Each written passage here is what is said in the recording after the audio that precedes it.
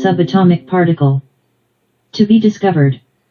Because an electric current is made up of these particles in motion, they came to be called electrons.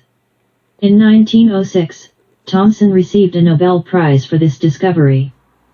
The channel rays also consisted of particles, but of particles of different kinds, none of which were electrons.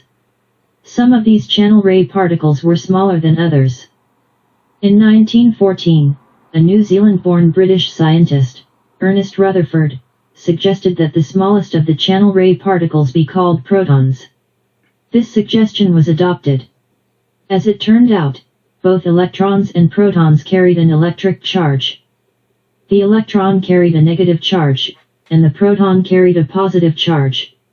They were the particles making up the two kinds of electricity discovered by Dufay.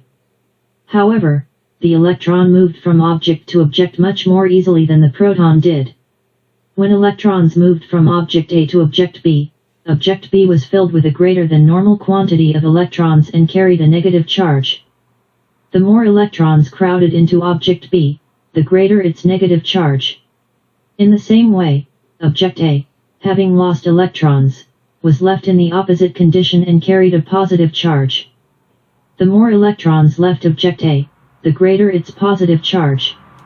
If an object carrying a negative charge touched one carrying a positive charge, the extra electrons in the first object flowed into the second object to make up its deficit.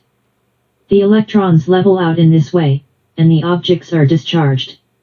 Sometimes the electrons force their way from one object to the other through the air just before they touch. Then there is a little spark of light and a sharp crackle. During thunderstorms the ground and the clouds carry electric charges, very large ones. When an electric cathode rays so EEESE, and 4 channel rays channel perforated cathode rays charge and Sahil discharge OO, ++I glass amber, positive, negative, protons and electrons charge, become equal in both, more protons, more electrons. Then electrons, then protons. Charge takes place during such a storm, the spark of light is a bolt of lightning, and the sharp crackle is a crack of thunder. It was Franklin who first showed that in 1752, when he flew a kite in a thunderstorm and brought some of the electricity down to Earth. But why should an object gain a positive charge if electrons leave it? The answer to that is that all atoms contain both electrons and protons, particles of negative charge and particles of positive charge. Ordinarily, matter contains equal numbers of both, so that the effect of one charge just cancels the effect of the other. Ordinary matter is uncharged.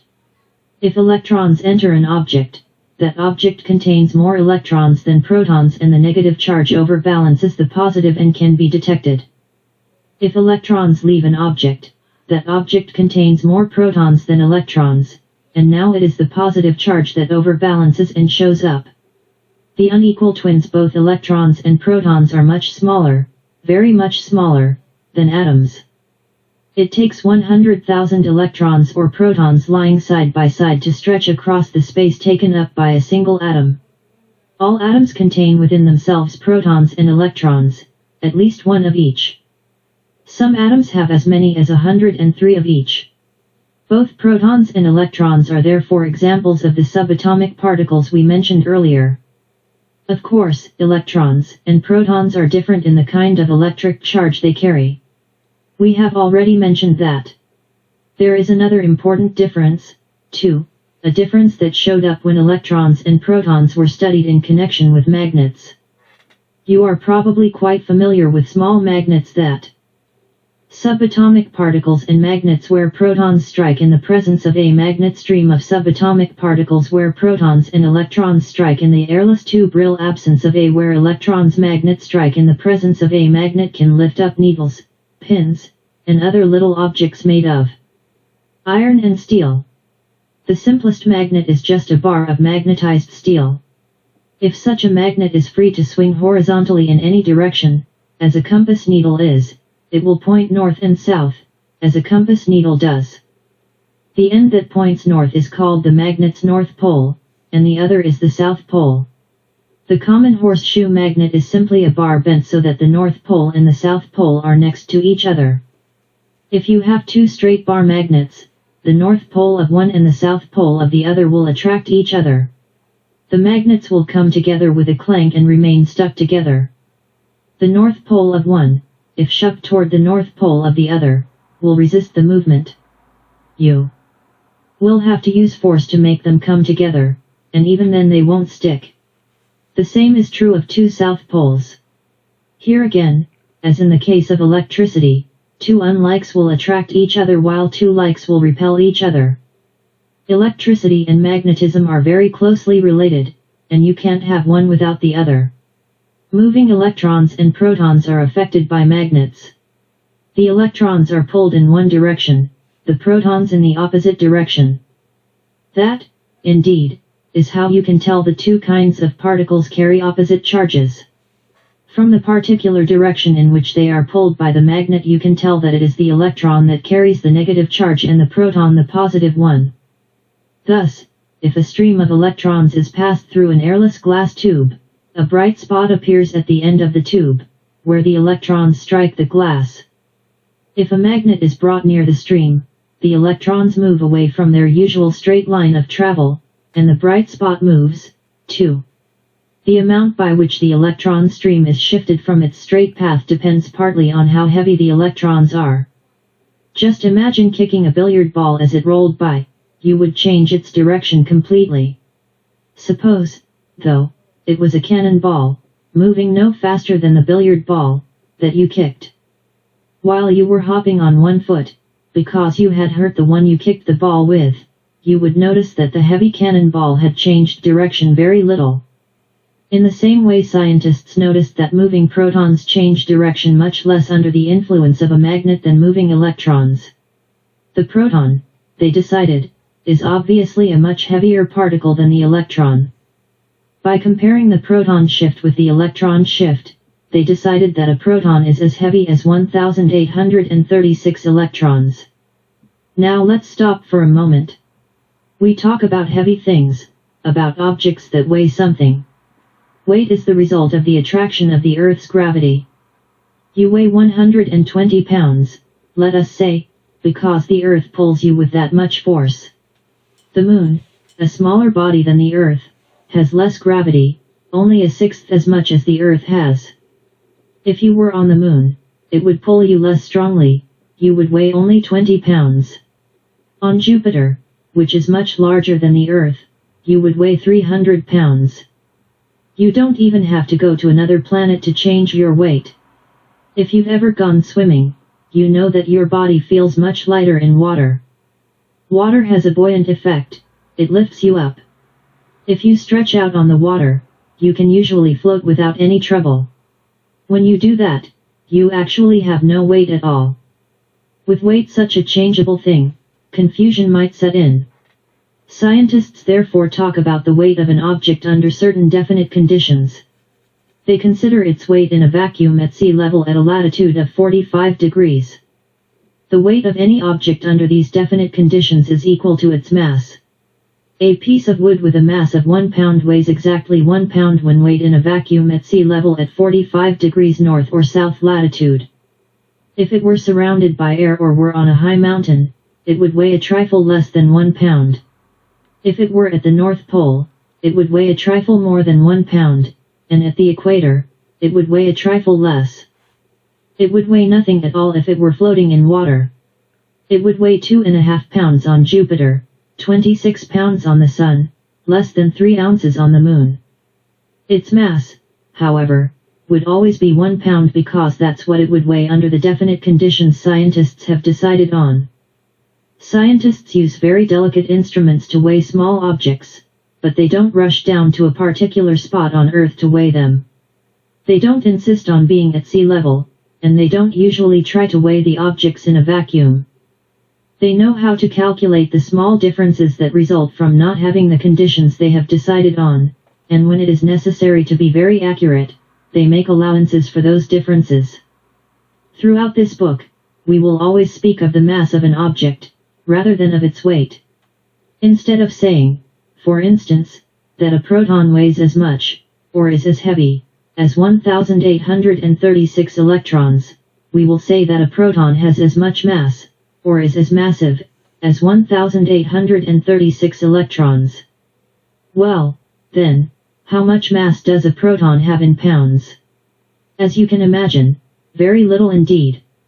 It takes about 270,000,000,000,000,000,000,000,000,000,000,000,000 protons to make up a pound of mass.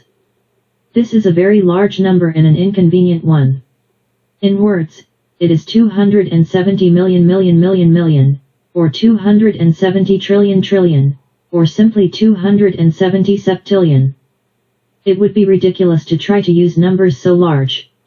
Instead, let us agree to call the mass of a proton simply 1, the numeral 1. The masses of other subatomic particles or even of whole atoms can then be expressed according to the way they compare with the mass of a proton. For instance, an atom that had as much mass as 10 protons would have the mass number of 10, if it were as massive as 72 protons, it would have the mass number of 72, and so on. Atoms can have mass numbers from 1 to over 250.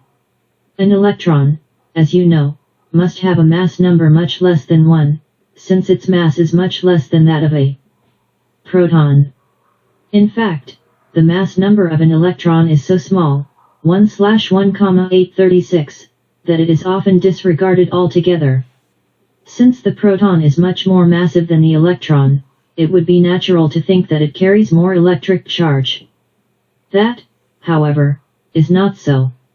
The amount of electric charge contained in the proton is exactly the same as the amount of electric charge contained in the electron. The proton contains a positive charge and the electron contains a negative charge, but that is the only difference. What is the amount of electric charge on a single electron or proton? How much actual electricity do such small particles carry? If we tried to express this amount in ordinary quantities, we would have to use very inconvenient numbers. It takes all the electricity of millions of trillions of electrons to light up a small bulb for even a fraction of a second. Scientists simplify matters by agreeing to call the electric charge of a proton or electron simply 1, the numeral 1. The charge in a proton is positive, so its electric charge is said to be +1. The electric charge of an electron, naturally, is 1. It is because the electron has so little mass that it can move from place to place easily. The proton, being more massive, is also more sluggish. It tends to stay put. The electrical effects we are familiar with, from doorbells to television, are all due to moving electrons. Some substances allow electrons to pass through very easily. Such substances are called conductors. One of the best conductors is copper, and that is why most electrical wiring is of that metal. Other substances do not allow electrons to pass through, or do so only with great difficulty. These are called insulators. Common examples of insulators are rubber, silk, wax, glass, and sulfur. Copper wires are often covered with rubber or silk so that they may be handled safely while electric currents are passing through them. The electrons cannot move through the insulators to enter your body and injure it. The uncharged particle protons and electrons, which were discovered in the 1890s, are only two of the three important types of particles that make up atoms. It wasn't until 1930 that the third type of particle was discovered. The reason for the delay was that the third particle lacks a charge. It is the electric charge on the electrons and protons, the way they act under the influence of magnets, that makes them easy to study. Let's consider a couple of ways in which scientists study the motion of particles. For instance, imagine a container full of humid air, with a piston on top that can be pulled upward. When the piston is pulled upward, the air expands, and when air expands, its temperature falls.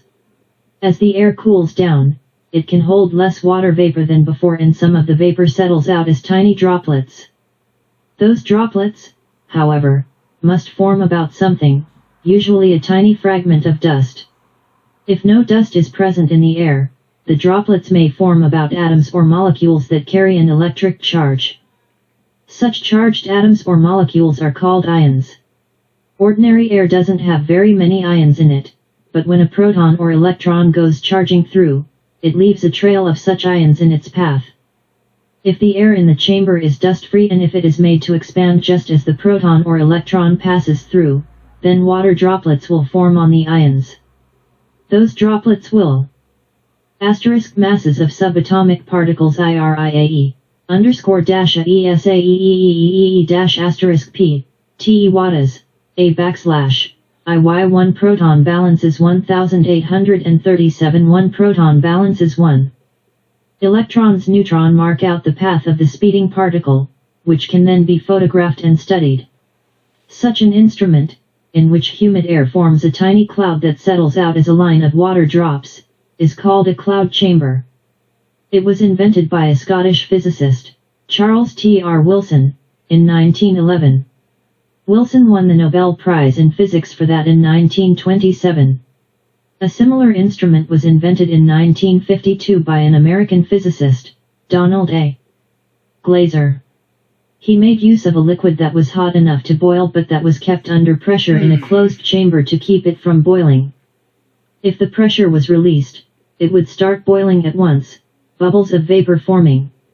These bubbles formed about ions very easily. If a speeding subatomic particle passed through the liquid just before the pressure was released, a trail of ions would be formed. The bubbles would form about the ions, and there would be the track of the particle clearly visible. This bubble chamber earned a Nobel Prize for Glaser in 1960. If the chambers are placed near magnets, the charged particles will move in a curve, so that the line of drops or bubbles will curve. A negatively charged particle like the electron will curve in one direction, and a _positively charged particle like the proton will curve in the other direction. A light particle will leave a thin, sharply curved trail. A heavy particle will leave a thick, gently curved trail. A lot of information about the particles can be obtained from such trails. An uncharged particle forms no ions when it speeds through matter. For that reason, its passage cannot be detected by a line of water droplets or a line of bubbles.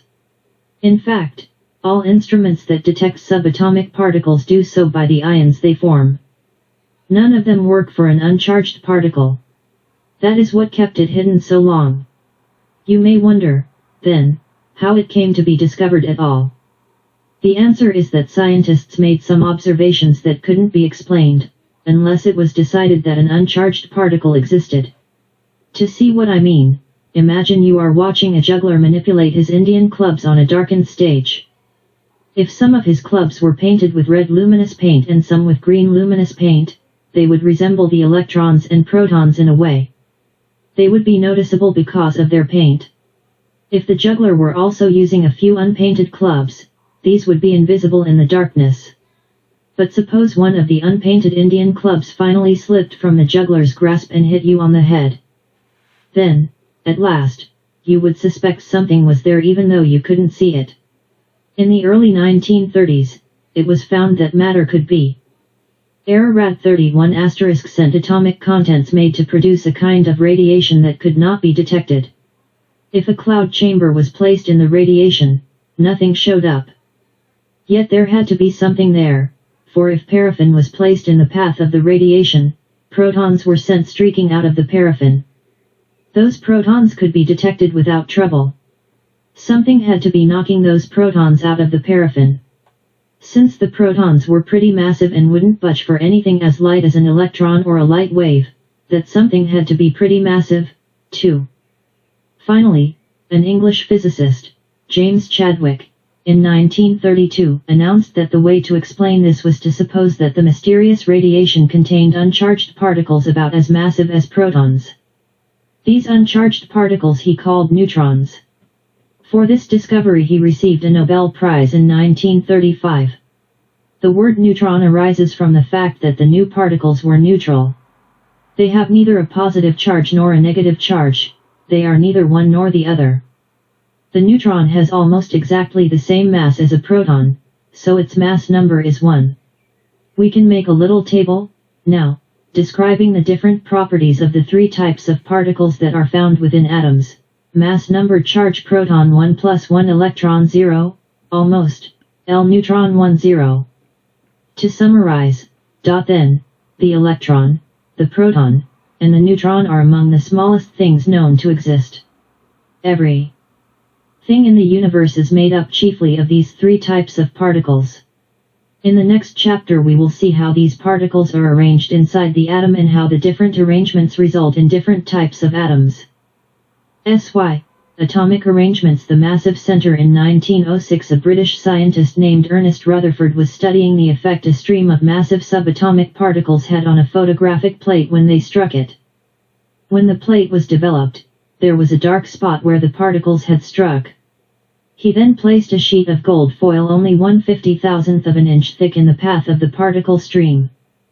The dark spot was practically unchanged, as if almost all the particles had passed right through the gold foil without being bothered by it. But there was some very faint darkening of the negative all around the spot, as if a very few, of the particles had been turned aside by the gold so that they struck the plate in a new place. 33. There seemed to be only one way to explain this. Thin as the gold leaf was, it still contained a thickness of 2,000 atoms through which the alpha particles had to pass. Rutherford decided that the gold atoms must be mostly made up of very light particles that could not stop a massive particle from passing through. He decided that the main mass of the atom must all be concentrated in a small spot in the center.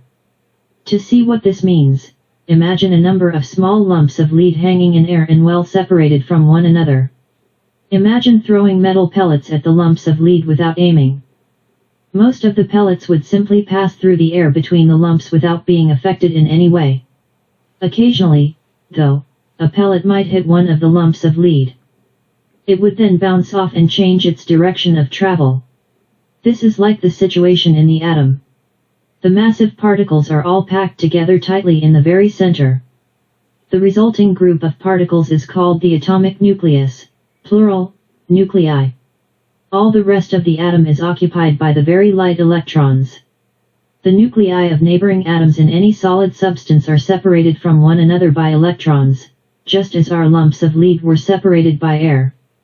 Speeding subatomic particles usually pass through the electron regions of the atom without being bothered.